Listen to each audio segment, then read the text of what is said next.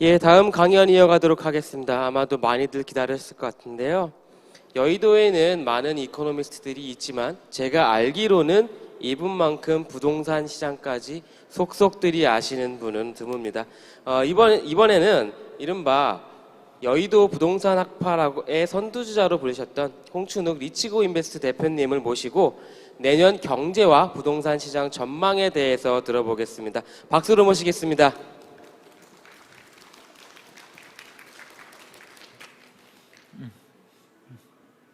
예, 안녕하세요. 반갑습니다. 여러분들하고 오늘 강의를 하게 된 홍춘욱이라고 하고요. 예, 1시간 정도에 걸쳐서 여러분들한테 경제랑 금융시장 전망에 대해서 설명을 드리고, 더 나가서 조금 시간이 남는다면 Q&A 세션까지 진행을 할까 하고 준비를 해왔습니다. 일단 경제에 대해서 간단하게 설명을 드리자면, 적어도 제가 생각했을 때는 내년 상반기 정도까지는 순항할 것 같습니다. 왜 이렇게 경제 전망에 대해서 좀 낙관적인 의견을 가지고 있냐 하면, 이 그림에 나와 있는 것처럼 저기서 그 파란색으로 표시되어 있는 게 2008년 글로벌 금융위기입니다. 그래서 그림 보시면 2008년 글로벌 금융위기 때 여기 나와 있는 것처럼 경제 성장률이 굉장히 부진했어요. 굉장히 부진했었는데 저 빨간 막대기로 표시되어 있는 부분들이, 잘 찍어주십시오. 2008년 글로벌 금융위기는 파란 막대기, 그리고 2020년 이번 코로나 쇼크는 빨간 막대기입니다. 자, 이걸 보면 금방 한눈에 알 수 있는 게, 지난 2020년 코로나 쇼크와 2008년 글로벌 금융위기를 비교하면 이번은 지난번에 겪었던 거에 비하면 아무것도 아니라는 거죠. 그러니까 우리가 오늘 지금 여러분들이 마스크 쓰고 계시고 수많은 사회활동에 있어서 장애를 갖고 계시는 건 분명한 사실입니다만, 2008년에 겪었던 거에 비하면 세계 경제가 겪고 있는 고통은 그때에 비하면 아무것도 아니라는 겁니다. 특히 이 그림에서 보시면 제일 왼쪽에서 두 번째가 AE라고 되어 있습니다. 그냥 두 번째를 보십시오. 두 번째를 보면 한눈에 알 수 있는 게 2008년 글로벌 금융위기 때는 경제 성장률이 한 10% 정도 망가졌습니다. 엄청난 거죠. 2008년에는 GDP의 10%가 날아갔습니다. 그런데 지금 끝부분에 있는, 여기 잘 안 나오는 거죠. 지금 두 번째 막대기 부분을 살펴보시면 2020년 코로나 쇼크로 인한 경제 성장의 손실률은 단 1%에 불과하다. 결국 지난 2008년하고 작년에 겪었던 코로나 쇼크 사이의 가장 큰 차이는 뭐다 하면, 2008년 글로벌 금융위기는 은행이 망하는 위기였다면 2020년 현재 우리가 겪고 있는 위기는 실물 경제 쇼크라는 겁니다. 전혀 다른 거죠. 그런데 흥미로운 게 세 번째입니다.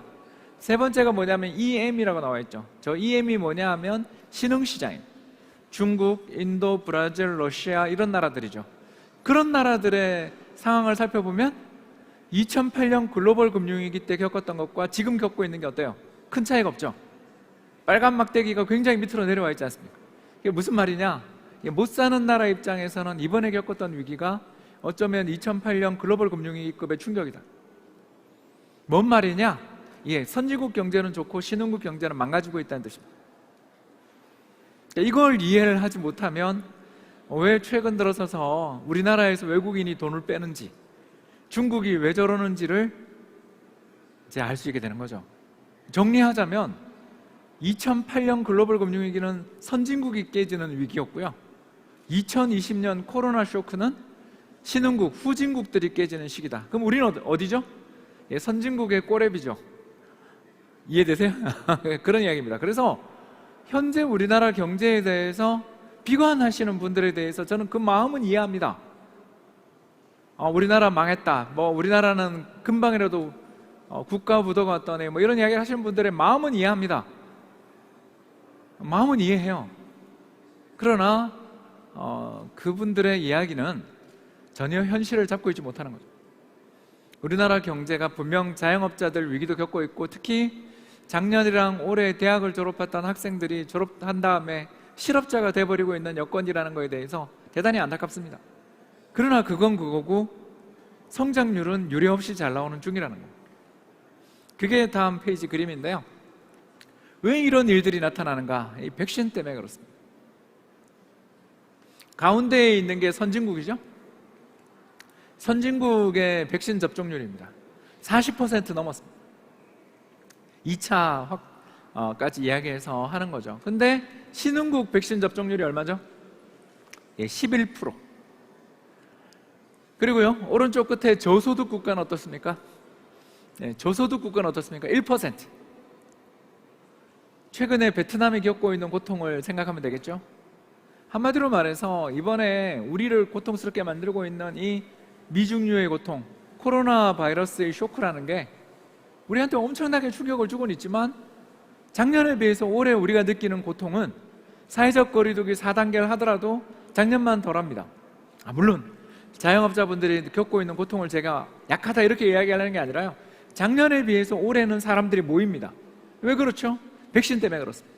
저만 하더라도 50대라서 아스트라제네카 백신 2번 맞고 나니까 그 뒤로도 사실은 PCR 검사라고 해가지고요, 그죠? 우리 여러분들 하는 것처럼 당신 정말 코로나에 걸린 거 아니냐라는 검사를 2번이나 더 했어요. 왜 그러냐 하면 사회활동을 이제 하니까. 이런 우리 강의장에서 강의도 하고 도서관에 가서 학생들한테 강의도 하거든요. 근데 그 중에서 안타깝게도 확진자가 나오면 저도 검사를 해야 되잖아요. 검사를 하러 갑니다. 코가 뚫리는 고통을 맞죠? 그러나 이게 계속 음성이 나온다는 거예요. 이게 무슨 말인가? 돌파 감염이 있고 그로 인해서 여전히 델타 바이러스로 인해서 우리가 되게 힘들지 모르지만 작년처럼 죽느냐 사느냐의 문제라기보다는 지금은 어떤 상황이다? 불편한 상황인 거죠. 그러니까 레벨이 다른 거죠. 작년에는 그 요양원들이라든가 병원에서 수도 없이 시체가 나가는 걸 보던 해외 토픽에서 우리 스페인 사례 봤잖아요. 냉동창고에 사람들의 시신을 넣어두던 광경을 봤지 않습니까? 근데 그때에 비해서 지금은 어떤가? 사망률도 떨어지고 병원에 가는 비율도 떨어질 뿐만 아니라 사람들이 느끼고 있는 경계심도 낮은 거죠. 그럼 어떻게 되냐?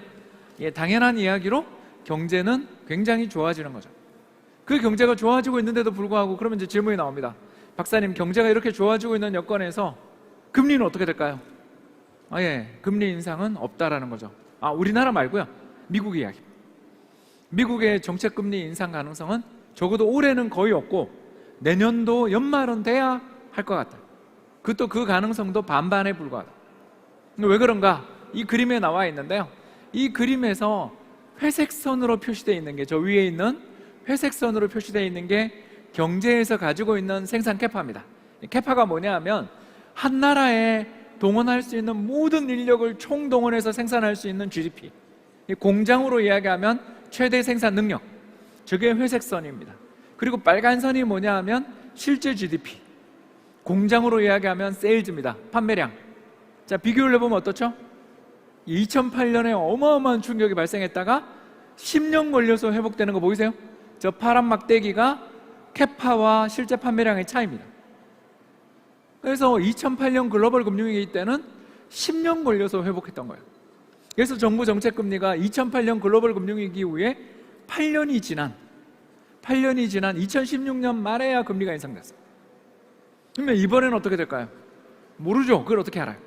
다만 우리가 알 수 있는 것은 지난번 9.11 테러 때보다 이번에 받은 경제 충격이 더 컸으니까 이번 경제 충격 이후에 정책금리가 인상이 된다 하더라도 적어도 1, 2년 사이에는 그 가능성이 굉장히 낮고 하더라도 금리를 인상하더라도 기껏 해봐야 몇 번? 한 번 내지 2번이라. 왜 이걸 인내합니까? 경제가 받았던 충격들이 굉장히 컸고 그 경제 충격에서 올해 빠르게 회복되고는 있지만 작년에 받았던 충격을 생각해보면 아직까지 완전 회복됐다고는 볼 수 없는 거죠. 즉 정리해보자면 경제는 지금 굉장히 좋아지고 있는 중이지만 작년에 깨먹었던 걸 지금 만회하는 정도에 불과하기 때문에 금리 인상의 속도는 느릴 것이라. 우리는 어떠냐? 반대겠죠, 그죠? 우리나라 경제는 미국보다 사실 상태가 더 안 좋습니다. 그런데도 불구하고 한국은행은 금리를 인상할 거예요. 왜 인상하냐고요? 부동산을 잡기 위해서 금리를 인상할 겁니다. 내수 경제가 망가지든 말든 미국보다 우리나라 성장률이 회복 속도가 느리든 말든 한국은행은 금리를 인상하겠죠. 이게 우리가 처해 있는 현실이고 미국과 우리의 차이점입니다. 그래서 미국이 선진국이고 우리는 선진국의 꼬랩인 거죠. 이건 인식하셔야 되는 거고요. 그래서 어떤 분들이 뭐 미국이 금리 인상하면 우리나라 큰일 난다 이런 소리 한다면 내년에 말이죠 이렇게 얘기하면 됩니다. 내후년에 말이죠 이렇게 얘기하시면 됩니다. 적어도 올해 내년 사이에 금리 인상은 잘해야 한 번, 그것도 그 한 번의 가능성도 굉장히 낮다. 이런 이야기가 되겠습니다. 좀 더 넘어가 보죠. 그러면 왜 최근 들어서서 주식시장이 그렇게 박살이 나느냐, 얼마 전에 3,300 갔었던 게 지금 왜 3,000이 깨질라 그러느냐, 저 그림 때문입니다. 빨간 선이 뭐냐? 국제유가입니다. 국제유가 상승률이 지금 얼마냐 하면 플러스 200%죠. 가격이 200% 상승할 수도 있나 싶을 정도로 가격이 많이 올랐습니다. 왜 그렇죠? 작년 이맘때 국제유가가 마이너스였죠. 제로 물가, 제로 유가에서 지금 국제유가가 70불까지 올라가니까 유가 상승률이 어떻게 됩니까? 플러스 200%, 300%가 나오는 거죠. 그럼 저게 언제까지 갈 것이냐? 모르죠. 그건 어떻게 합니까? 다만 우리가 이야기할 수 있는 것은 지금 현재 국제유가 70불, 80불이 유지된다고 가정하면 내년 이맘때쯤 되면 국제유가 상승률은 제로가 되겠죠. 지금 200%지만 내년 이맘때는 0이 되는 거죠. 결국 최근에 물가 상승 때문에, 인플레이션 때문에 경제가 어렵다 저렇다 이야기하지만 첫 번째 제가 생각했을 때는 일시적인 것 같다. 따라서 미 연준 입장에서 금리를 인상하더라도 그건 내년 일이다 이렇게 볼 수 있는 거고요. 또 하나 이야기가 저겁니다. 저는 이게 제일 핵심이라고 봐요. 저 그림에서 빨간 선으로 표시되어 있는 게 물가 상승률. 저 물가 상승률은 에너지를 뺀 겁니다. 그리고 파란 선이 중요한데 여러분 정말 이 파란 선의 흐름을 놓고 보면 이게 세상 일이라는 게 정말 무섭습니다. 저게 뭐냐 하면 인건비 증가율 빼기 생산성 향상률입니다.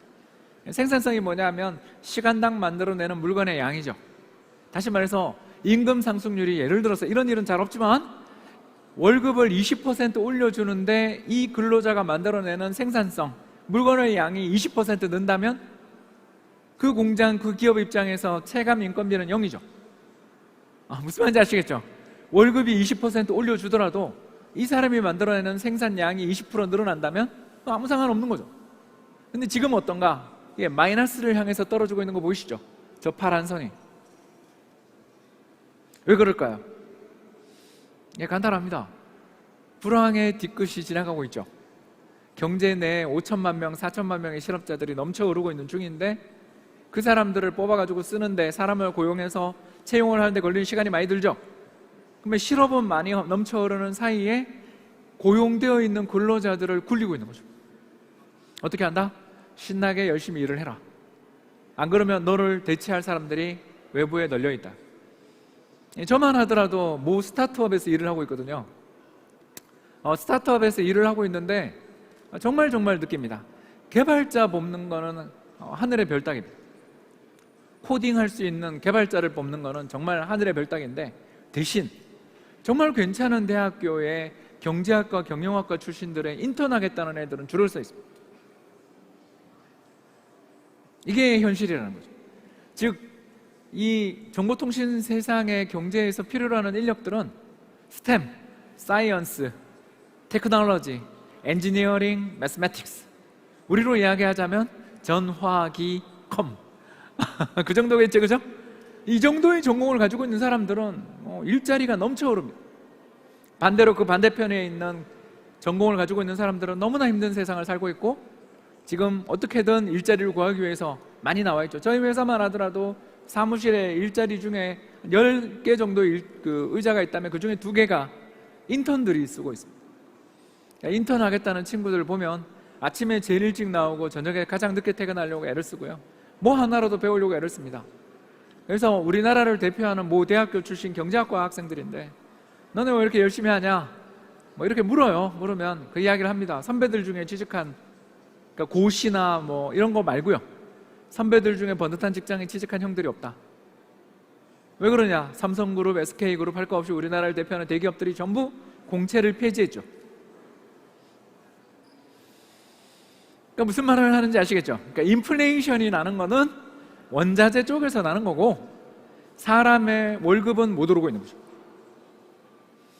그러니까 경제는 인플레인데 사람들의 실질 소득은 줄어드는 세상이 지금 나오고 있습니다. 우리는 어떤가? 우리도 마찬가지죠.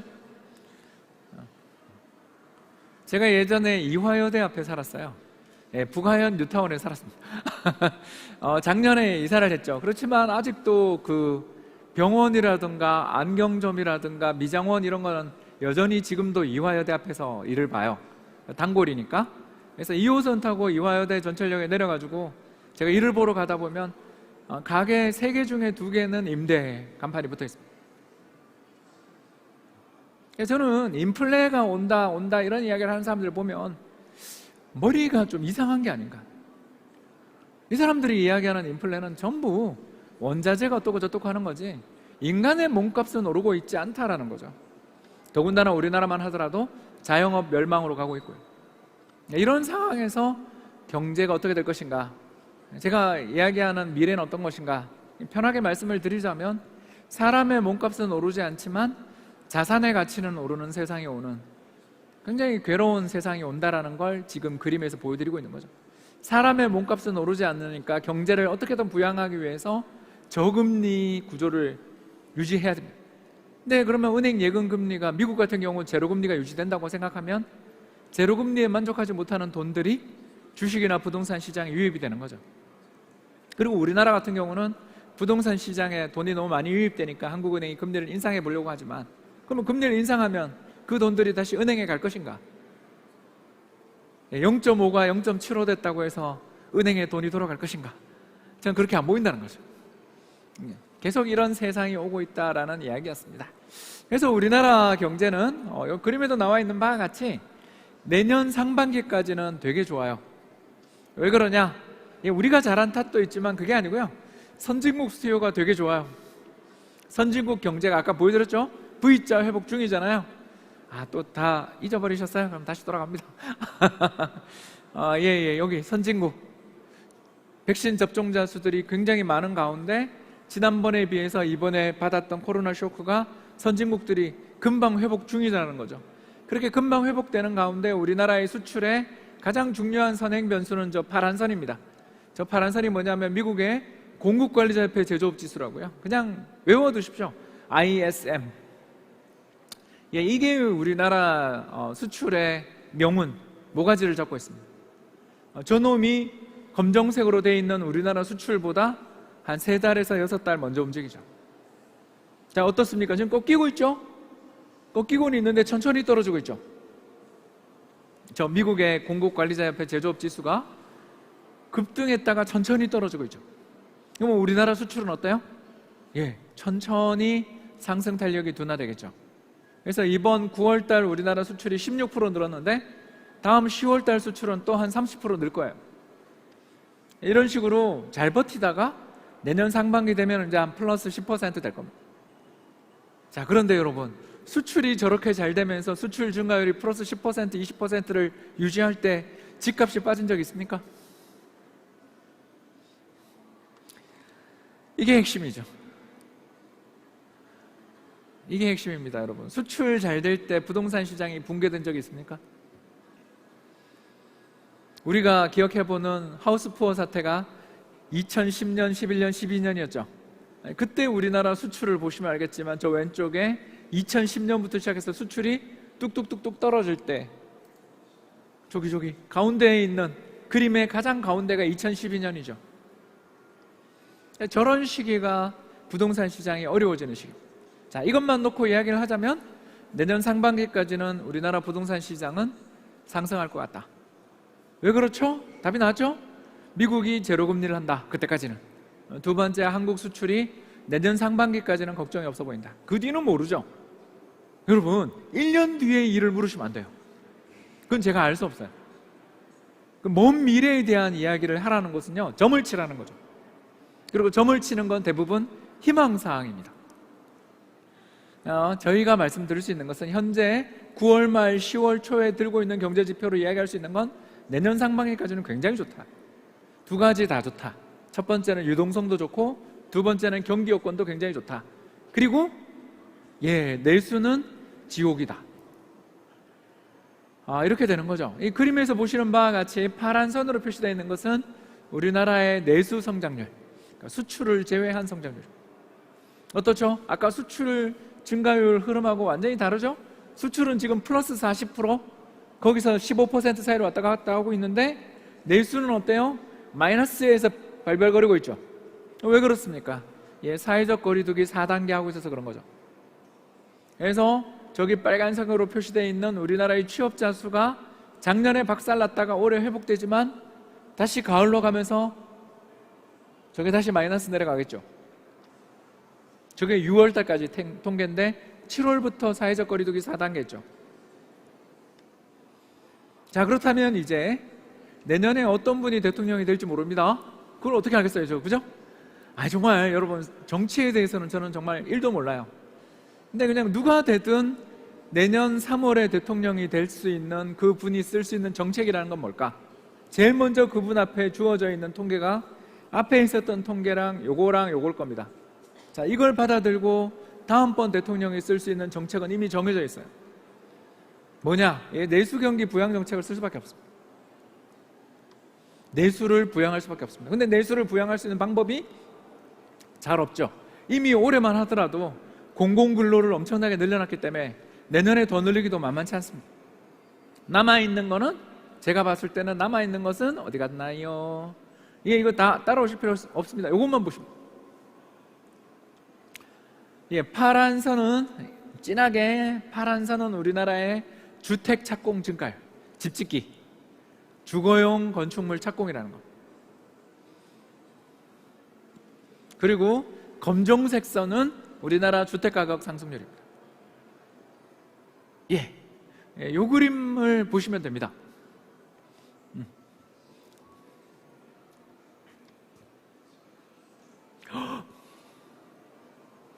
아니, 벌써 20분이나 떠들었나요? 부동산 이야기를 길게 해야 되는데 경제 이야기를 20분이나 해서 죄송합니다. 자, 이 차트 봐주십시오. 이 차트를 보십시오. 이걸 보면 우리는 두 가지를 알 수 있습니다. 자, 첫 번째, 우리나라는 옛날에 최근 5년을 제외하고 옛날에는 집값이 오르기만 하면 집을 때려 지었습니다. 그렇죠? 검정선이랑 파란선이 같이 움직이죠. 주택가격이 상승하기만 하면 집을 때려 지었습니다. 왜 그러냐 하면 주택가격이 상승하면 분양도 잘 되고 분양가도 인상할 수 있죠. 그렇지 않습니까, 여러분? 그러니까 집을 왕창 지어야 됩니다. 그리고 집을 짓기 시작하면 저건 인허가보다 그 뒤에 나오는 착공이니까 저 땅을 파고 난 다음 한 2년 있다 3년 있다 입주하죠. 그래서 주택 착공, 저 파란 선이 급격히 증가한 다음에 그로부터 한 2년이 지나면 집값이 항상 빠집니다. 왜? 입주 물량 앞에 장사가 없죠. 금방 이해가 되시죠? 근데 우리나라의 경제에 문제가 생겼던 건 언제다? 2016년부터 문제가 생깁니다. 그러니까 박근혜 정부 말부터 우리나라 부동산 시장에 문제가 생기기 시작합니다. 집값은 계속 오르고 있는데 2016년 말부터 어때요? 주택 착공이 16, 17, 18, 19, 20 5년 연속 마이너스 20%를 기록합니다. 이게 핵심입니다. 이러니 내수가 좋을 수가 없습니다. 왜? 건설 부문만큼 고용 효과가 많은 데가 없어요. 그렇죠? 도배장판부터 시작해서 인테리어에 건축 관련되어 있는 각종 수많은 일자리들, 이런 것들을 우리가 생각을 해보면 됩니다. 그런데 지난 5년여 동안 우리나라의 주택 착공은 계속 마이너스를 기록하다가 작년 연말 올해 초에 이제 드디어 플러스를 기록했습니다. 그런데 5년 동안 매년 마이너스 20%를 기록하다가 이제 올해 들어서서 플러스를 만든다고 해서 저게 주택시장의 어떤 유의한 공급 늘릴 수 있는가? 제가 봐서는 거의 힘들다. 그러면 내년에 대통령이 누가 되든 답은 정해져 있죠. 어떤 사람이 대통령이 되든 우리나라 정부 정책, 내년 경제 정책의 핵심은 뭐다? 주택 공급 확대 정책입니다. 주택 공급 확대 말고는 지금 우리 정부가 쓸 수 있는 정책이 없어요. 금리를 이미 인상하고 있고 수출은 내년 상반기까지는 좋지만 그 뒤는 꺾일 것 같고, 그렇죠? 그러니까 대통령이 되자마자 집값은 폭등해 있고, 누가 되든 내년의 경제 정책은 정해져 있어요. 어디다? 집을 때려 짓는 쪽으로 간다. 그런데 어떻게 지을 것인가? 그게 이제 문제가 됩니다. 일단 이게 남아있는 한 민간 부문에서의 착공은 쉽지 않죠. 저는 지금까지 우리나라의 주택 공급의 감소를 불러왔던 가장 결정적 요인은 바로 분양가 상한제라고 생각합니다. 분양가 상한제를 갖다가 도입을 해놓으니까, 제가 언제 나왔냐면 2019년에 나왔죠. 분양가 상한제를 도입해 놓으니까 우리 경제에 문제가 생기는 게, 아까 이야기했던 그 메커니즘이 사라집니다. 여러분, 건설회사 주가 한번 보신 적 있어요? GS건설이라든가 삼성물산이라든가 아니면 현대산업개발 주가 보신 적 있으세요? 작년 대비 올해 주택 착공이 20% 늘었죠? 아까 보여드렸죠? 에이, 봤잖아요. 20% 늘었잖아요. 그런데 왜 우리나라 건설주 주가는 그 모양일까? 건설주 주가는 왜 그 모양인가? 분양가 상한제 때문에. 힘들게 재건축, 재개발을 하고 또는 민간 택지를 개발해가지고 집을 지어봐야 그 집의 가격에 대해서 상한이 걸려 있으니까 마진이 남지 않는 거죠. 그러다 보니까 재건축, 재개발의 수익성도 안 좋아질 뿐만 아니라 건설사 입장에서도 굳이 열심히 지주들을 설득해가지고 집을 짓자고 말하기가 되게 어려운 거죠. 그래서 2019년에 분양가 상한제의 전면 도입 이후에 우리나라 부동산 시장의 착공이 굉장히 감소했습니다. 또 하나 우리 경제를 좀먹고 있는 가장 결정적인 요인 중에 하나, 부동산 시장의 공급을 또는 부동산 시장의 불균형을 가장 심하게 만든 또 다른 요인은 나와 있는 것처럼 가점제입니다. 청약 가점제입니다. 그림에 나와 있는 것처럼 투기과열지구 같은 경우에는 85평방미터 이하에 대해서 100% 가점제로 바뀌었죠. 물론 이제 정부가 이제 저 가점제를 완화한다 그럽니다만 이미 제가 봐서 많이 늦었죠. 한마디로 말해서 집을 열심히 지어서 공급해본들 집값은 싸게 공급되고, 그 싸게 공급되면 이번에 반포에 나왔던 뭐 아파트처럼 당첨되기만 하면 12억 로또가 터지는데, 그 로또는 건설사라든가 또는 그 원래 집을 가지고 계시던 분들, 재건축 재개발의 입주민들이 아니라 누가 가져간다? 로또 당첨자가 가져가는. 그러니까 모든 개발의 차익들은 누가 가져간다? 남이 가져가는 메커니즘을 지금 짜놓은 거죠. 그러니까 이런 식으로 짜놓은 상황에서 공급이 제대로 이루어질 리가 없는 거죠. 그럼 어떻게 되냐? 이제 답이 나왔죠. 저는 내년 상반기까지 주택시장이 굉장히 위험할 거라고 생각합니다. 뭐가 위험하냐? 상승률이 역사상 최고 상승률이 나오지 않겠나. 굉장히 걱정스럽습니다. 왜 굉장히 걱정스럽다는 말을 하는가 하면, 이 그림을 보시면 검정선으로 되어 있는 게 전세가격 상승률, 그리고 파란선으로 되어 있는 게 주택가격 상승률인데, 우리나라 주택시장에서 전세가격 급등하고 집값이 안 오른 적이 없습니다. 1980년대부터도 그렇고 90년대 말, 그리고 또 2010, 11, 12만 보더라도 집값보다 전세가격이 먼저 오르기 시작하죠. 그러니까 전세가 오르기 시작하면 집값이 오르지 않은 적이 없습니다. 근데 이 전세가격의 상승률이 언제까지 갈까? 아무리 못 가도 내년 상반기까지는 더 오른다라는 거죠. 왜 그렇습니까? 계약갱신 청구 아직 시행을 하지 않은 가구들이 내년 상반기까지는 계속 계약갱신 청구를 쓸 거기 때문에. 무슨 말인가? 작년 8월에 임대차 3법이 시행됐잖아요.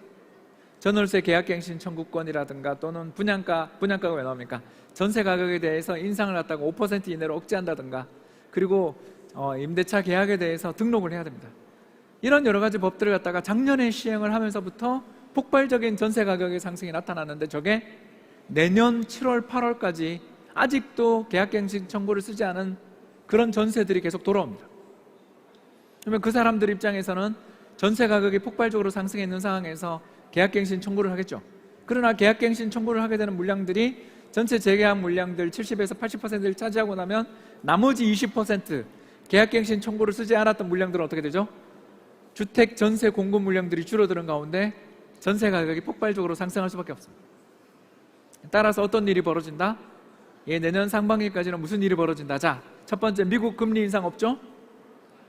한국의 금리 인상이 어떠냐, 이런 질문하신 분이 있을 텐데 아무런 의미가 없습니다. 왜 그러냐면 우리나라의 시장 금리는 한국은행의 정책 금리랑 아무 상관이 없어요. 미국 금리 따라갑니다. 왜냐하면 전 세계 자본시장이 통합되기 때문에 그래요. 미국 장기 금리가 올라야 우리나라 은행들이 발행하는 은행채, 금융채 금리가 올라갑니다. 그리고 그게 부동산 담보대출 금리로 연결되죠. 그래서 한국은행의 정책 금리 인상은 사실 거의 의미 없는 정책에 불과하고요. 가장 중요한 것보다 미국의 정책 금리 인상이 있는가? 없죠. 자, 두 번째, 내년 상반기까지 수출 잘 되죠? 세 번째, 아직도 계약갱신 청구를 쓰지 않았던 마지막 물량들이 내년 7월, 8월까지 나오죠? 그래서 계약갱신 청구를 쓰게 되는 잠기는 전세 물량들이 내년 상반기까지는 계속 잠깁니다. 그러면 전세 가격이 어떻게 되느냐? 전세의 공급은 줄어드는 과정에서 전세의 수요들은 정부가 물론 전세 담보대출에 대해서, 전세 대출에 대해서 정부가 이제 한도를 설정하고 규제하려는 노력을 합니다만 과연 그게 저는 현실적으로 잘 이루어지겠는가라고 의문을 가지고 있고요. 왜 그러냐면 우리나라에서 전세 대출은 주택 주거 안정이라는 복지 정책의 차원에서 시행되는 정책들이기 때문에 그걸 그렇게 끌 수가 없습니다. 선거 앞두고 특히 전면적으로 중단한다는 건 말이 안 되는 이야기입니다. 결국 내년 상반기 정도까지 전세 가격의 폭등세는 이어진다. 이제 이렇게 볼 수가 있는 거죠. 그러면 어떻게 되느냐? 버블이 더 심화되는 거죠. 역사상 최악의 주택 가격 버블이 진행 중인데 내년 상반기 중에 이게 더 심해질 것 같습니다. 지금 현재 빨간 선을 보시면 알겠지만 서울의 주택 구입 부담 지수, 그러니까 주택 구입 부담 지수라는 게 뭐냐면 현재 우리 소득 중에서 얼마를 이자랑 원리금 상환에 쌓여 집을 살 수 있는가를 측정한 겁니다. 100이면 얼마다? 25%. 그러니까 100만 원 소득 중에 25만 원을 주거비로 써야 되는 겁니다. 200이면 얼마다? 100만 원 소득 중에 50만 원을 주거비로 쓰는 겁니다. 지금 얼마죠? 180을 향해 가고 있죠? 근데 저게 여러분 다 아시는 것처럼 저게 부동산원 통계를 갖고 쓰는 겁니다. 근데 부동산원 통계가 이번에 현실화됐죠. 갑자기 표본을 늘리면서 부동산원의 주택 가격이 급등하는 걸로 나왔죠. 그래서 곧 발표될 9월이나 12월 통계는 이미 200을 넘은 것으로 보입니다. 다시 할게요. 주택 구입 부담 지수가 100이 적정입니다. 100이 얼마다? 전체 소득에서 25%만 원리금 상환이라든가 이자에 지출을 하는 겁니다. 그러면 200이 되면 어떻게 된다? 소득의 50%를 집값 또는 이자 내는 데 써야만 집을 살 수 있다는 뜻입니다. 그리고 정부의 DSR, 총부채 상환 비율에 대한 규제의 커트라인은 대부분 30에서 40%를 넘어서면 대출을 금지죠. 내년에 시행됩니다. 즉 서울에 있는 집을 새로 사고 싶다면 정부가 규제하고 있는 내년에 6월부터 시행된다는 DSR 규제에 다 걸리는 겁니다. 무슨 말이냐? 우리나라 주택시장에서 자기 소득을 가지고 집을 산다라는 것은 이제 불가능한 레벨. 그러니까 평균적인 소득을 가지고 있는 가게가 서울에 집을 산다, 혹은 이 밑에 올라오고 있는 것처럼 보이지만 파란선 경기도에 집을 산다는 게 이제 거의 불가능한 레벨로 가고 있는 거죠. 그러니까 역사상 최대 버블로 가고 있습니다. 버블이라는 게 뭔가? 이렇게 물으시는 분이 많을 텐데 간단히 말씀드리자면 현재의 소득 수준으로 더 이상 유지하기 어려울 정도로 집값이 비싸다라는 뜻입니다. 그런데 이게 아까 제가 이야기했죠. 내년 상반기까지는 더 간다 그랬죠. 자, 그럼 어떻게 될까요? 저게 한 220 가겠죠. 220, 230 정도가 내년에 도달할 것 같습니다. 어떻게 될까요? 모릅니다. 왜냐하면 소득 대비해서 주택 가격이 너무너무 비싸서 더 이상 유지하기 어려운 수준이라고 이야기하더라도 그게 붕괴된다라는 건 전혀 뜻이 아니죠. 여러분, 그거가 집값이 비싸다라는 것과 집값이 폭락한다라는 건 전혀 다른 이야기입니다. 그죠? 왜냐하면 버블이 팽창해서 풍선이 점점 터지고 있더라도 누군가가 거기다 바늘을 갖다 대지 않는 한은 거품은 터지지 않을 수도 있습니다. 그래서 마지막 이야기를 이제 해보겠습니다. 잠깐만요. 조금만 더 하겠습니다. 주택의 버블은 어떨 때 무너지는가? 주택시장의 버블은 어떻게 무너지는가? 간단합니다. 우리나라 내부에서는 나올 게 없는 것 같습니다. 한국 내부에서는 나올 게 없는 것 같습니다. 왜 그러냐? 아까 이야기했죠? 내년 상반기까지 대통령 선거랑 6월에 지방자치단체장 선거 있죠. 선거 앞두고 부동산을 터뜨린다? 그리고 터뜨릴 수 있는 방법도 잘 없고요. 지금 금리 인상에도 아무 소용이 없잖아요. 그렇다면 남아있는 방법은 뭔가? 외부 충격밖에 없습니다. 어떤 외부 충격이죠? 경제 위기가 발생하는 것밖에 없습니다. 어떤 종류의 경제 위기가 있죠? 세 가지가 있습니다. 첫 번째, 전쟁. 그죠? 언제냐면 여기 레이저가 안 나오나요? 그냥 여기 카메라 저쪽으로 제가 가도 찍어 주실 수 있나요? 안 되나요? 된다고 합니다. 강의가 지금 거의 끝나가는 중이라서 편하게 할게요. 여기가 우리나라 역사상 부동산 시장이 제일 힘들었던 시기입니다. 그죠? 2002년에서 2003년 사이. 저때 우리나라 부동산 시장이 굉장히 힘들었고 부동산 시장이 실제로 되게 어렵다가 4, 5, 6, 7, 8까지 올라가는 끝없는 주택 가격의 상승세가 있었습니다. 저때 무슨 일이 있었죠? 바로 카드 위기와 이라크 전쟁이 있었습니다. 기억나시죠? 이라크 전쟁, 그리고 그때 사담 후세인 대통령 저격해서 죽이고 그런 일들이 그때 있었고, 그때 또 500만 신용불량자가 생기는 신용카드 대란이 있었어요. 저 때가 우리나라 주식시장, 부동산 시장이 제일 힘들었습니다. 또 하나 언제였죠? 여기입니다.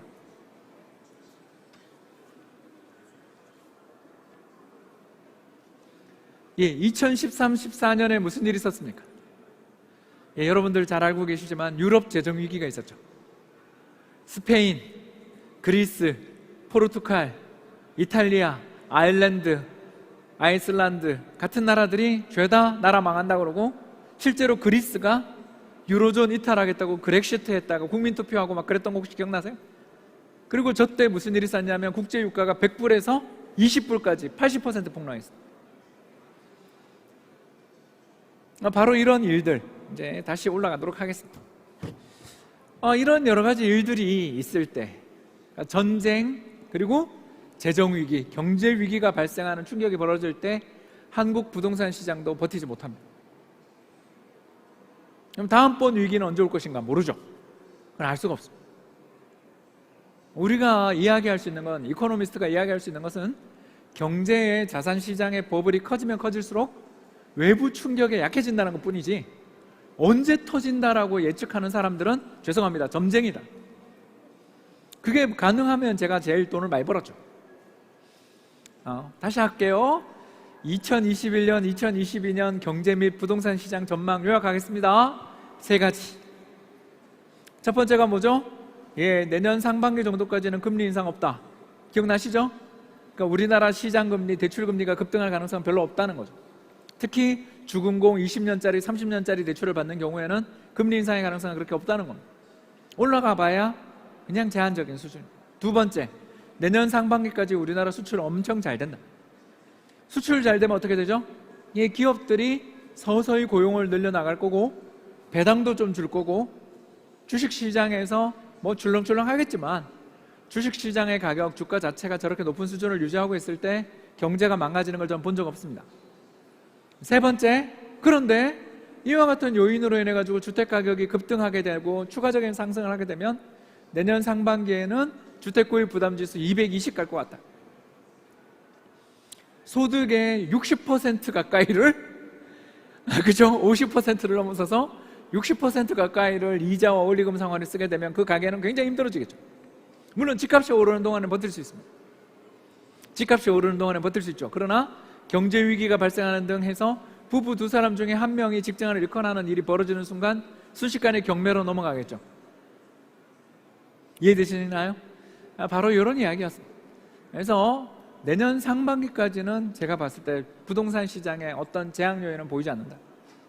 그러나 그 뒤 내년 하반기 이후에는 주택 가격의 버블이 점점 더 심해지는 가운데 외부 충격에 취약해지는 시장이 올 것 같다. 근데 그 외부 충격이라는 것은 아직 보이지 않는다. 아직 제 눈에는 보이지 않습니다. 그럼 어떻게 해야 되죠? 내년 이맘때 다시 지코노미 콘서트에서 저한테 물어보시면 되겠죠. 박사님이 이야기했던 그 리스크 요인이 지금 부각되고 있습니까? 이렇게 물으면 되겠죠. 제 눈에는 아직 안 보인다. 이런 말씀을 좀 드릴 수가 있겠고요. 자, 우리 정 기자님, Q&A 들고 와주십시오.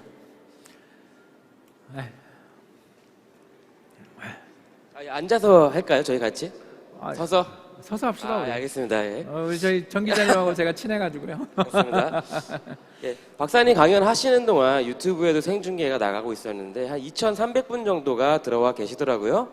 그래서 제가 질문을 한번 받아봤어요. 이 중에 한 가지를 고르기가 굉장히 힘들었는데 일단 질문하신 분이 자 지금 대출을 받으신 상황이에요. 주택을 갖고 계시는데 주담대 금리가 오르고 있잖아요. 그래서 자기 지금 목돈이 딱 1억 원 있는데 이 대출을 그냥 갚아버려야 되는 건지 아니면은 그 1억 원으로 지금 달러나 금을 사야 되는지 뭐가 낫냐, 어떤 선택이 낫냐고 여쭤보셨어요. 예, 이제 그 질문을 하신 분한테 제가 하나 더 반문을 해야 되는 게 주담대가 오르고 있다라는 건 결국 변동금리 코픽스 대출이라는 뜻이에요. 그쵸? 코픽스 대출은 그 정부 정책금리에 연동되고요. 주택금융공사 주담대 같은 경우 20년에서 30년짜리 고정금리 모기지는 금리가 오를 수가 없어요. 그래서 이분은 아마 코픽스 단기 대출인 것 같아요. 그러면 코픽스 단기 대출로 돈을 빌리고 계신 분이라면 저는 상환하겠습니다. 왜 그런지 아시죠? 한국은행은 금리를 인상할 거예요. 그리고 얼마까지 인상한다? 저는 내년까지 기본적으로 2번 정도 더 올린다고 봐요. 그럼 현재 0.75가 1.25 되는 거죠. 예, 그렇게 이자 부담들이 계속적으로 높아지는 상황에서 이 빚을 들고 있는 상황에서 다른 데 또 투자를 한다. 꼭 그렇게까지 뭐 베팅할 이유가 잘 없는 것 같아요. 왜냐하면 저는 아까도 이야기했지만 부동산 시장은 내년 상반기까지 되게 좋게 보고 있으니까 그죠? 빚만 좀 갚아놓고 몸만 가볍게 해놓고 있다가 이분처럼 특히 그 LTV를 낮춰져 있는 상황에서는 추가적인 자금의 융통이라든가 또 장기 저리 주담대로 갈아탄다든가 하면 자금을 융통할 수 있는 방법들이 굉장히 많기 때문에 저라면 변동금리 대출 받은 분들은 저 같으면 좀 상환을 하는 것도 나쁜 선택은 아니지 않나 이렇게 생각합니다. 예, 답이 되셨을지 모르겠네요. 시간이 아직 조금 남은 것 같은데 저희가 한 10분 정도 남았죠 지금? 네. 예. 그럼 제가 다른 질문도 한번 여쭤볼게요. 이분 같은 경우에는 자 미래에 자기가 입주하기 어려운 집을 그냥 전세를 끼고 지금이라도 사둬야 하는 거냐. 내가 입주할 수는 없습니다. 전세를 못 빼준다는 얘기죠. 아무리 벌어도. 그 집을 지금이라도 전세를 끼고 사둬서 나중에 좀 상급지를 노려볼 수 있을 기회를 지금 만들어놔야 되냐. 이렇게 여쭤보셨는데 박사님 말씀하신 대로 뭐 내년에 한국전이 재발하지 않는다면 가격은 상승한다. 아까 이런 말씀이셨는데. 이제 세금이 문제겠죠. 이분은. 그죠? 예, 우리나라 양도세가 너무나 심하게 높잖아요. 거기다가 특히 실거주 요건들 갖추지 않고 갭 투자해놨던 물건들 가지고서 차익을 실현할 때 보면 사실 수수료랑 그죠? 왜냐하면 이 복비가 또 나가니까 거기다가 각종 여러 가지 등기 칠 때 들어가게 되는 이런 비용들을 생각하면 과연 집값이 얼마나 올라야 이분이 이익을 볼까에 대해서 좀 걱정이 됩니다. 저는 누차 말씀을 드리는데 오늘 이 자리에서 이 질문이 좋은 질문이 나온 김에 편하게 말씀드리겠습니다. 부동산 시장의 가격의 상승세가 서울을 중심으로 한 코어 지역에서 지방으로 확산될 때, 그러니까 이분이 아마 자기가 들어가서 못 산다라는 건 출퇴근 불가능한 지역이라는 뜻이잖아요.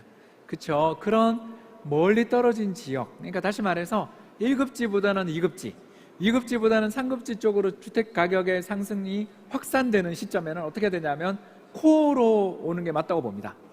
그게 무슨 말이냐면 서울이 저는 지금 제일 아이고 감사합니다. 서울이 지금 제일 싸다. 제가 과연 이런 무서운 이야기를 해도 되는지 모르겠습니다만 서울이 지금 제일 싼 것 같습니다. 왜 그런가? 갭 투자 때문이죠. 지금 이 질문에 나오신 분이 말씀하신 것처럼 전세 가격이 너무 걷잡을 수 없이 오르다 보니까 전세를 끼고 집을 하나 사둬야 된다는 조바심에 느끼시는 분들이 지금 사기 시작해서 특히 올해만 하더라도 인천 지역이 거의 20% 이상 폭등했습니다. 주택가격 지수가 20% 폭등했다는 건 사실 이거는 호가 기준이기 때문에 실거래가는 30-40%까지 오른다는 뜻입니다. 왜 이런 일들이 벌어지는가? 도저히 지금 집을 가지지 않고서는 이 폭등장을 견디기 어려워서 전세 가격의 급등을 견디지 못해서 집을 끼고 사는 거죠. 근데 이 과정에서 무슨 일이 생겼냐면 서울의 상급지가 아닌 2급지 주택 가격과 서울 이외의 경기도와 인천 광역시의 주택 가격이 갭이 좁혀졌어요. 저라면 이런 투자를 하기보다는 새로운 투자를 하기보다는 차라리 저는 유동성 언제 경제기회가 오더라도 팔 수 있는 곳이 서울이잖아요. 그런 점을 생각해 본다라면 지금처럼 이런 상황에서 걷잡을 수 없이 주변 지역으로 확산되고 있는 상황에서 갭 투자를 주변 지역 위주로 하겠다라는 거에 대해서는 저는 좀 반대 의견. 왜? 불황이 왔을 때 못 팔 수도 있다. 예, 계속 지금 시간을 가지고 재촉하고 계십니다. 아니요. 지금 말씀드린 거는 박사님이 너무 일찍 끝내셔서 시간이 아직 많이 남았다. 남았다. 예. 감사합니다. QA가 좀 일찍 시작이 됐죠, 저희가. 감사합니다. 그러면 제가 질문을 받은 것 중에 좀 약간 일단락 되긴 했지만 사실 지난주까지만 해도 헝다 사태가 좀 이제 예. 어떤 영향을 가져오냐 이런 얘기도 있었잖아요. 지금은 이제 조금 약간 질서 있는 파산으로 가냐 이렇게 말이 되는데 헝다 같은 경우에는 이제 한국의 경제와 또 특히 오늘 주제와 관련이 깊은 부동산 시장에도 영향이 올까? 이런 질문도 하셨어요. 예, 우리나라 부동산 시장 입장에서 본다면 헝다 사태는 초대형 호재입니다. 예, 이렇게 큰 호재가 있나 싶을 정도의 호재입니다. 당장은 힘들어 보이죠? 그런데 그게 엄청난 호재입니다. 자, 왜 그런지 오늘 제가 설명을 드리겠습니다. 블룸버그에서 헝다그룹이 발행했던 회사채, 헝다그룹이 찍어냈던 채권의 금리가 몇 %인지를 확인해 봤더니 예, 여러분 놀라지 마십시오. 3에서 5%가 대부분입니다.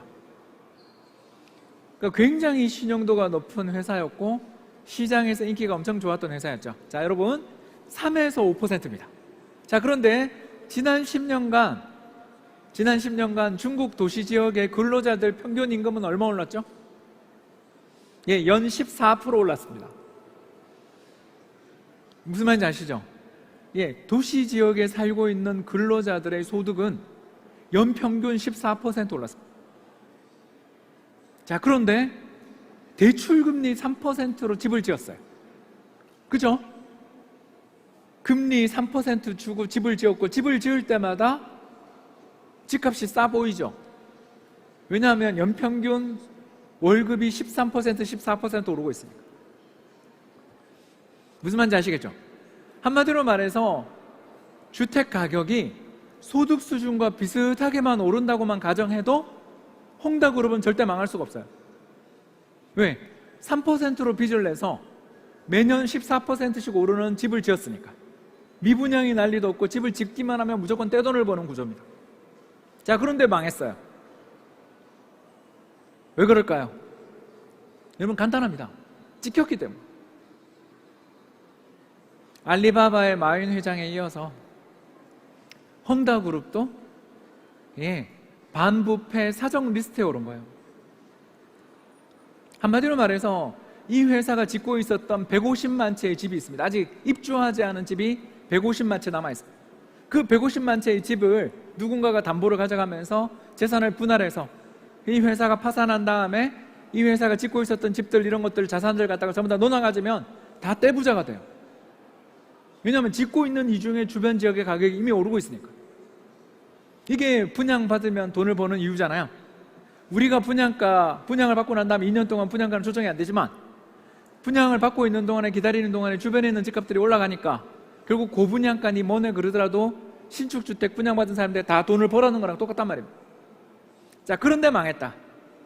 이 회사가 그런데도 불구하고 회사채를 갚지 못했다. 그 3에서 5%밖에 안 되는 저리 회사채를 못 갚았다. 이게 뭘 뜻하냐 하면 이 회사가 잠깐 돈이 좀 부족한 사이에 주변에 있는 모든 차주들, 돈을 빌려주는 사람들이 이 회사에게 절대 돈을 빌려주지 않겠다고 나선 겁니다. 옛날 우리나라 국제상사 망할 때, 동명목자 망할 때랑 똑같죠? 이게 뭐다? 권력형 파산입니다. 그리고 이런 권력형 파산들이 벌어지는 경우에는 그 자산을 사기 위해서 수많은 사람들이 몰려들 겁니다. 따라서 중국 경제에 미칠 영향은 거의 없어요. 자, 그런데 그걸로 끝인가? 그렇지 않습니다. 자, 여러분이 중국의 부자입니다. 살만해요. 여러분이 굉장히 괜찮은 소득을 가지고 있는 분입니다. 자, 그런데 이번 마윈 회장님이 갑자기 공식성사에서 사라지고 그리고 헝다그룹이 저렇게 되는 걸 보면서 여러분들 어떤 생각 드세요? 예, 돈이 있으면 나의 재산을 마음대로 정부가 처분하지 못하는 곳에다가 옮겨두고 싶지 않으세요? 그러니까 이 정책을 발표하자마자 중국 정부가 바로 헝다 문제가 터지자마자 제일 먼저 규제를 걸었던 데가 어딘지 아세요? 어디예요? 암호화폐에 대해서 규제를 걸었죠. 기억나세요? 어제는 암호화폐가 폭등했지만 지난주에 폭락했던 게 중국발 규제 때문이었습니다. 왜 암호화폐에 대해서 규제를 걸었습니까? 예, 암호화폐를 통해서 자신의 재산들을 빼돌릴까 봐. 암호화폐를 들고 있으면 미국 가서 찾을 수 있잖아요. 바로 이런 겁니다. 그러면 결국 지금 당장은 중국 경제에 어려움이 처해졌다라는 식의 이야기들이 나오면서 시장이 흔들릴 수 있지만 그거는 전혀 본질과 다른 문제고요. 핵심은 뭐냐 하면 중국의 재산권, 중국의 부자들이 자기 재산이 내 거라는 확신이 사라지고 있는 중이라는 거죠. 그러면 그 돈들을 그들은 어떻게든 지키고 싶겠죠. 그리고 자녀가 가장 유학을 많이 간 곳에 어떻게든 부동산을 사두고 싶겠죠. 그러자마자 우리나라를 대표하는 주상복합 아파트에 몇백억대의 대출을 끼고 외국인이 샀는데 어쩌고저쩌고 하는 뉴스들이 나오는 걸 보면서 심상치 않죠. 우리나라 부동산 시장의 미래를 이야기할 때 저희들이 항상 하는 게 이겁니다. 여기는 외국인들이 살기에 매력적인 도시인가? 불안에 쫓기고 있는 사람들이 안정감을 느낄 수 있는 도시인가가 도시의 경쟁력을 좌우합니다. 도시의 경쟁력은 일자리가 많냐도 중요하지만 얼마나 이 자산을 가지면 내가 안정적인가, 이 자산을 가지는 순간 나는 보호받고 있다고 느껴지는가가 굉장히 중요합니다. 그런 면에서 놓고 볼 때 적어도 아시아에서 한국만큼, 그리고 한국에서 서울이나 부산, 제주도만큼 안정적인 매력을 느끼는 자산은 별로 없지 않냐라는 거죠.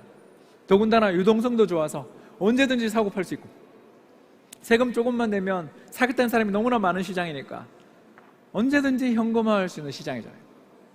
이런 시장의 매력들은 높아지지 않겠냐라고. 따라서 제가 생각했을 때 헝다그룹 사태를 보면서 공포에 질리기보다는 우리가 서울에 살고 있고 코엑스에서 세미나를 들을 수 있고 정부에 대해서 비판할 수 있는 나라에서 살 수 있다는 게 얼마나 복인가를 느끼게 됩니다.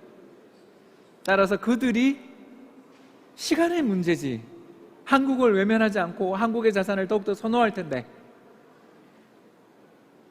굉장히 강력한 매수세가 우리나라 서쪽에서 우리나라로 유입되고 있다는 것을 인지할 필요가 있다는 겁니다. 그래서 저는 이번 부동산 시장이 분명 버블 레벨이고 당장은 외부 충격에 점점 약해지는 상황으로 가면서 시장의 조정의 가능성들은 올해보다는 내년, 내년보다는 내후년에 더 발생할 거라는 생각은 하지만 그 조정 이후에 펼쳐질 장들, 그리고 그 조정 이후에 정부가 규제를 완화해 줄 때 벌어지게 될 머니 무브, 중국발 머니 무브에 대해서도 한번 생각해 볼 필요가 있다. 이런 생각들을 좀 하게 되는 것 같습니다. 그래서 헝다그룹 사태는 당장 보기는 걱정스럽고 불안해 보일지 모르지만 우리나라 부동산 시장의 미래에서 본다면 기록에 남을, 역사의 기록에 남을 대형 호재다라고 저는 보고 있습니다. 예, 정말 짧은 질문에 너무 재미있는 답변을 해주셨는데 시간이 한 3, 4분 정도 남았다고 하니까 저희가 마지막 질문만 좀 짧게 드려볼게요. 아까 전에는 이제 다음 달 중에 아마 전세 대책이 또 한번 나올 것 같다. 근데 그 중에 혹시 신규 전세 계약에 대해서도 상한을 거는 조항이 들어오지 않을까, 좀 이런 걱정하시는 분들이 계신데, 만약에 신규 임대차 계약에도 전월세 상한제가 걸린다면 부동산 시장에 또 어떤 충격이 오게 될까요? 예, 집값이 더 오르게 됩니다.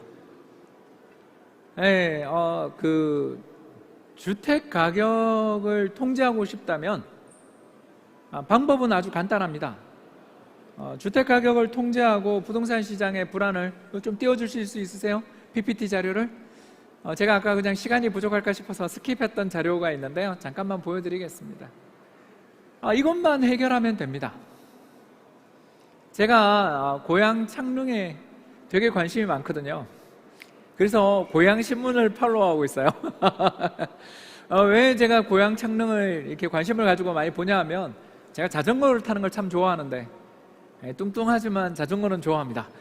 자전거 타는 걸 되게 좋아하다 보면 항상 강변북로를 타고 방화대교를 지나가다 보면 이제 고양시를 향해서 일산역 쪽으로 이제 그렇게 자전거를 타고 올라가거든요. 올라가서 거기서 이제 행주산성 인근에서 밥도 먹고 그럽니다. 근데 그때 항상 지나가게 되는 곳이 창릉천 주변을 지나가는데, 이 창릉천 주변이 굉장히 넓은 택지예요. 여러분들 거기 한번 가보시면 정말 끝없는 비닐하우스의 숲이고요. 넓은 계곡입니다. 계곡은 계곡인데 저쪽은, 오른쪽은 향동 쪽에 계곡이 보이고요. 왼쪽에는 당연히 아까 제가 방금 말씀드린 행주산성이 있는 이 사이를 품고 있는 굉장히 넓은 들입니다. 그 넓은 들에 입주가 38,000호라는 것도 너무 부족하고요. 두 번째, 그 중에서도 대부분 최대의 공공임대가 들어갑니다. 그러니까 주택시장을 안정시키는 방법은 전세를 안정시키기 위해서 정부가 규제를 강화한다. 이거는 전혀 정반대의 방법. 지금 집값이 오르는 가장 중요한 이유는 뭐냐면 전세를 공급해 주시던 분들이 전세를 공급해 주기 싫어진 거예요.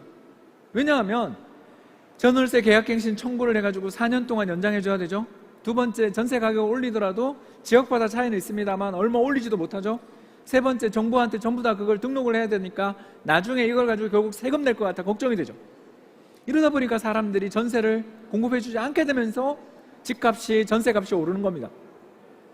그런데 여기다 대놓고 전세에 대해서 신규 계약마저 그렇게 규제를 걸기 시작하면 전세를 공급해 줄 이유가 전혀 없죠. 어디로 가겠습니까? 월세로 갑니다. 그리고 최근 들어서 월세 가격도 폭등하고 있어요. 서울 기준으로 해서 1억에 대략 월 3, 40만 원 이상까지 지금 부르는 단지들이 속출하고 있습니다. 이런 식으로 전세 가격이 폭등하고 월세 가격이 상승하게 되면 기존에 임대로 살고 계시던 분들조차 집을 사야 되겠다라는 조바심을 느낄 수밖에 없습니다. 집값을 잡기는커녕 더 상승을 부추기는 정책이 될 수 있다. 그럼 어떻게 해야 되냐? 이 그림에 나와 있는 것처럼 저 넓은 땅을 저렇게 저밀도로 공급하는 게 아니라 저기 10만 호 지으면 안 되냐는 거죠. 4, 50층짜리 주상복합을 거기 서부선 그리고 GTX 여기 들어서는 지역에다가 주변 지역 도보 걸어서 15분 정도면 접근할 수 있는 주변 2km 이내에다가 3, 40층 이상의 주상복합을 갖다가 몇백 호 건설해주면 끝나는 거 아닙니까? 죄송합니다. 몇백 동 건설하면 끝나는 거 아닙니까? 근데 지금 어떻게 3기 신도시 건설 디자인이 이루어지고 있냐면 역 주변은 저밀도 그리고 공공임대로 공급됩니다. 지금 어디처럼? 판교역처럼 공급됩니다. 판교역 내려서 나가면 현대백화점을 보자마자 딱 돌아서면 주변에 전부 다 휴먼시아죠. 한 번만 가보십시오. 3기 신도시의 모델이 판교예요. 그리고 어떻습니까? 이면도로 전부 편도 1차선이죠. 그래서 교통지옥입니다. 왜 그렇게 만드냐면요, 단지를 소규모로 편성하고 단지와 단지 사이가 넓은 도로로 떨어져 있는 것은 이웃 간에 있어서의 거리감을 주기 때문에 그러면 안 되고 도로는 전부 편도 1차선입니다. 이게 우리나라 최고의 IT 도시 판교의 민낯입니다. 그래서 판교는 어디가 비싸요? 단독주택단지 쪽이 더 선호되는 게 이런 이유입니다. 자, 이런 도시에서 주택 공급이 제대로 이루어집니까? 말도 안 되는 소리죠. 그리고 이미 결정돼 있잖아요.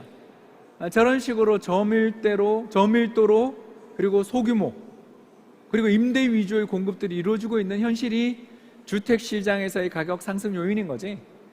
전세가 너무 많이 대출이 나가서 그것 때문에 갭 투자가 이루어져서 집값이 오른다는 식의 분석은 안타깝지만 이건 너무 표피적인 것이다.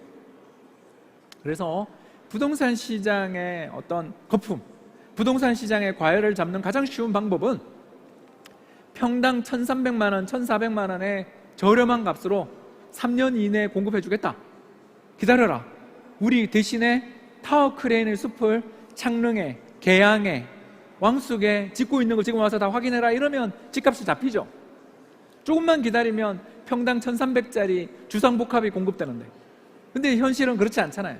아직도 토시 보상은 제대로 되지 않고 있고, 그리고 평당 분양가는 점점 올라가는 게 뻔히 눈에 보이잖아요. 왜? 저밀도 개발하니까. 그리고 역 주변은 직주 근접해야 되는 역 주변은 전부 공공임대고, 역 외곽이 일반 분양 물량입니다. 여러분 한번 조사해서 확인해 보세요. 역 주변이 아니고요, 역 외곽이 일반 분양입니다. 그래서 제가 하도 답답해서 물어봤죠. 아니, 역 주변이 아니라 역 외곽에 왜 일반 분양을 합니까? 그랬더니 그분 이 신도시를 디자인하시는 분 그 사람들은 돈이 많으니까 자가용 몰고 다니면 된대요. 이게 도시 디자인 하시는 분들의 수준입니다.